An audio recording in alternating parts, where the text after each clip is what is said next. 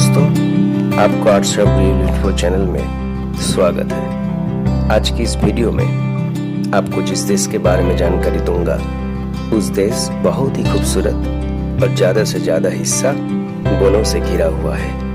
उस देश का नाम है भूटान। दोस्तों, भूटान भारत और चीन की सीमा से लगा एक खूबसूरत लैंडलॉक देश है, जिसे दुनिया में से सबसे खूबसूरत देशों में से एक माना जाता है। दोस्तों, भूटान हिमालय के पूर्व भाग में अवस्थित एक छोटा सा देश है। दोस्तों, आगे बढ़ने से पहले अगर आपने मेरे चैनल को सब्सक्राइब नहीं किया हो तो जरूर कर लें, ताकि आने वाला वीडियो आपके पास सबसे पहले पहुंचने के लिए। तो आइए शुरू करते हैं आज के नया एपिसोड।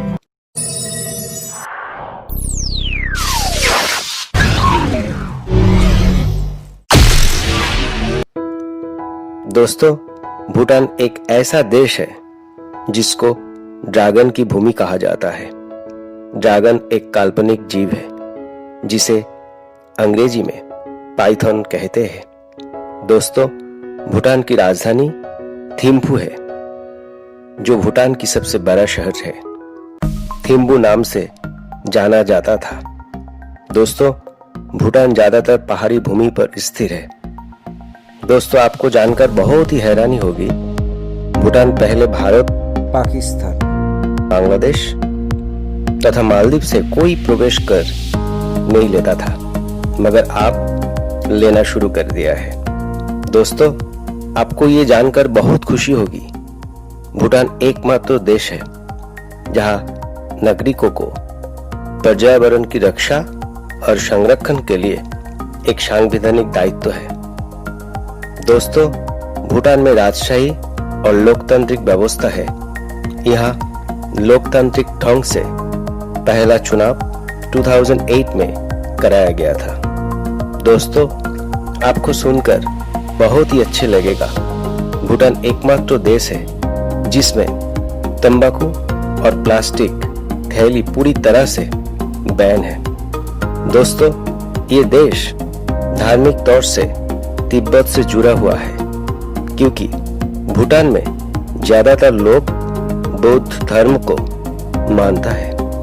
दोस्तों, भूटान में अपना जन्मदिन सभी लोग नए साल पर एक साथ मनाते हैं। भूटान में लोग प्रॉपर्टी इकट्ठा करने पर ध्यान नहीं देते हैं, बल्कि अपने स्वास्थ्य पर ध्यान देते हैं।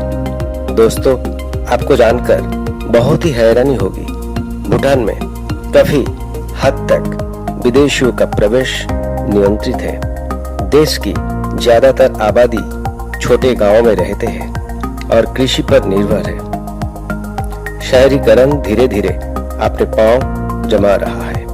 दोस्तों, तीरंदाजी यहाँ का राष्ट्रीय खेल है। दोस्तों, भूटान भी नेपाल की तरह बहुत ही गरीब देश है। अगर आपको नेपाल के बारे में जानना है तो डिस्क्रिप्शन में उसका लिंक आपको मिल जाएगा। दोस्तों, भूटान राज्य के चीफ को ड्रैगन किंग कहा जाता है। दोस्तों, भूटान के संविधान ये बताता है कि देश में 60% जंगल रहना चाहिए।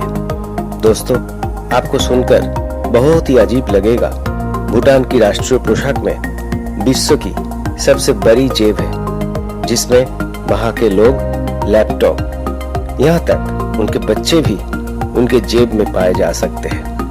दोस्तों, भूटान के 100 स्वयंसेवकों की एक टीम ने सिर्फ 1 घंटे में 49,672 पेड़ लगाने का रिकॉर्ड बना चुके थे। दोस्तों, भूटान के अधिकतर लोग खेती करते हैं। भूटान का आधिकारिक धर्म बौद्ध धर्म है और इसकी आधिकारिक विचारधारा खुशी है। दोस्तों, आपको जानकर बहुत ही हैरानी होगी, भूटान के पास नौसेना नहीं है, क्योंकि भूटान एक लैंडलॉक देश है। भूटान देश में वायुसेना नहीं है। भूटान ज्यादातर से वायु समर्थन के लिए भारतीय सेना पर निर्भर करता है। भूटान का राष्ट्रीय पशु टाकिन है। दोस्तों, अगर आप कभी भी भूटान में जाना चाहते हैं तो जरूर याद रखिए, भूटान में शिकार अपराध है। यदि कोई पकड़ा गया तो उसे कम से कम 15 साल की सजा हो सकती है। दोस्तों, भूटान दुनिया में एकमात्र कार्बन नकारात्मक देश है, क्योंकि पर्यावरण को बचाने के लिए उनके सख्त कानून है। भूटान एक विशाल पहाड़ों और बहुत खूबसूरत जगह से जाना जाता है। इस देश में सबसे ऊंची पर्वत कुला कांगरी है। दोस्तों, भूटान ही एकमात्र ऐसा देश है जहां पति को अपना घर छोड़ना पड़ता है और अपनी पत्नी के साथ रहने की जरूरत होती है।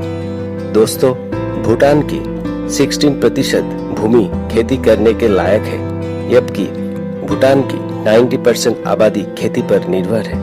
दोस्तों, ये बातें बहुत ही हैरान करने वाली है। भूटान में हर जगह ट्रैफिक लाइट नहीं है, इसीलिए सभी धीरे धीरे ड्राइव करते हैं। अगर दोस्तों आपको भूटान की यात्रा करनी हो तो आपको टूर ऑपरेटर से यात्रा करनी पड़ती है। दोस्तों, भूटान में ज्यादातर विकास परियोजनाएं जैसे सड़कों का विकास आदि भारतीय सहयोगी में ही होता है। दोस्तों, आपको जानकर बहुत ही हैरानी होगी, भूटान में टीवी और इंटरनेट का पहले प्रतिबंध था। दोस्तों, भूटान में बहु विवाह प्रतिबंधित नहीं है। दोस्तों, भूटान के ब्रिटेन के साथ कूटनीतिक संबंध नहीं है। अपनी संस्कृति को बचाने के लिए इसने सदियों तक विश्व से संबंध नहीं बनाए। भूटान के 70% युवा बेरोजगार हैं और जीडीपी के सदर्थ में ये दुनिया के सबसे गरीब देशों में से एक है। दोस्तों, 1865 में ब्रिटेन और भूटान के बीच सिंचुलू संधि पर हस्ताक्षर हुआ। दोस्तों, ब्रिटिश प्रभाव के तहत 1907 में वहां राजशाही की स्थापना हुई।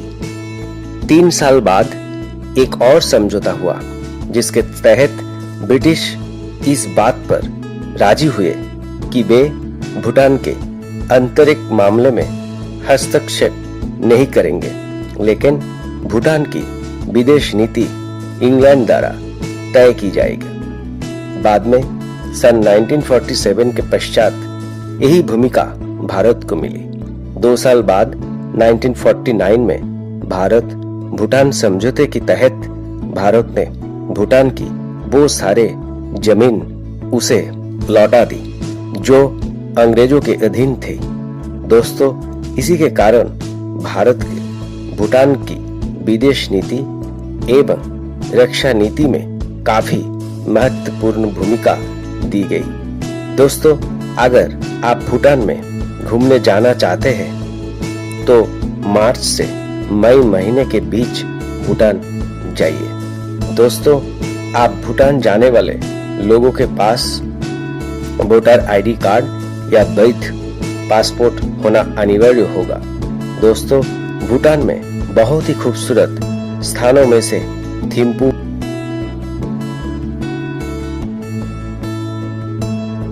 पारो,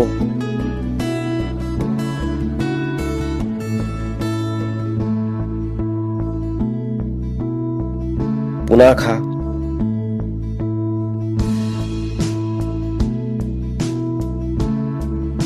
टोंगसा,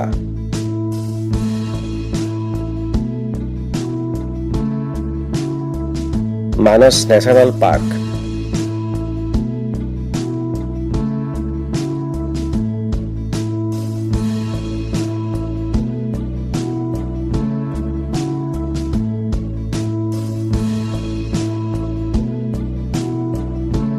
बहुत ही खास है। दोस्तों, मैं आपको गुजारिश करूंगा कि आप जरूर भूटान में घूमने जाइए और उस जगह का भरपूर मजा लें। दोस्तों, ये वीडियो पूरी तरह से एजुकेशन के लिए था। जाने से पहले अगर दोस्तों आपको मेरे वीडियो अच्छा लगा तो एक लाइक कर दीजिएगा और चैनल को सब्सक्राइब कर दीजिएगा, ताकि आने वाला वीडियो सबसे पहले आपके पास आने के लिए। तो मिलते हैं अगले वीडियो में, तब तक के लिए अलविदा।